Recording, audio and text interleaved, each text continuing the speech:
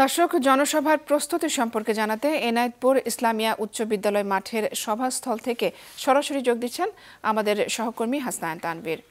তানভীর, জনসভার প্রস্তুতি কেমন দেখছেন?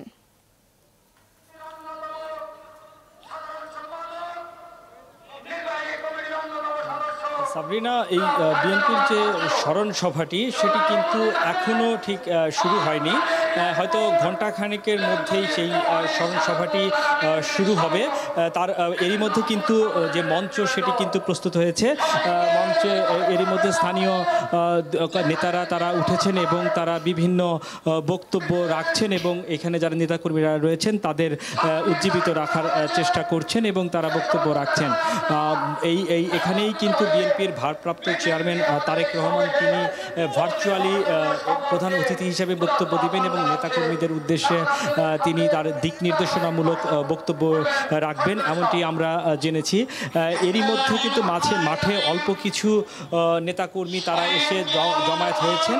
তবে তীব্র এই রোদ এবং গরমের কারণে কি সবাই মাঠে আসছেন না। তারা এই মাঠটির আশপাশে যে গাছ আছে সেই গাছের ছায়ায় তারা অবস্থান করছেন এবং যখন জনসভাটি শুরু হবে হয়তো তখন তারা এখানে এসে জমায়েত হবেন।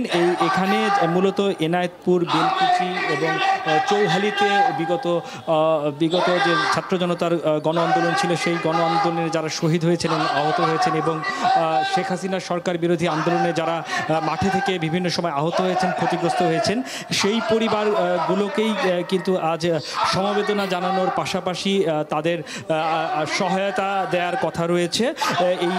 এখান থেকেই এখানে স্থানীয় বিএনপি নেতা কর্মীদের পাশাপাশি বিএনপির কেন্দ্রীয় নেতারা তারাও বক্তব্য রাখবেন এবং এখানকার মূল আকর্ষণ বিএনপির ভারপ্রাপ্ত চেয়ারম্যান তারেক রহমান তিনি এখানে ভার্চুয়ালি বক্তব্য দেবেন। এটি এখানকার নেতা কর্মীদের মধ্যে বেশ চাঞ্চল্য তৈরি করেছে।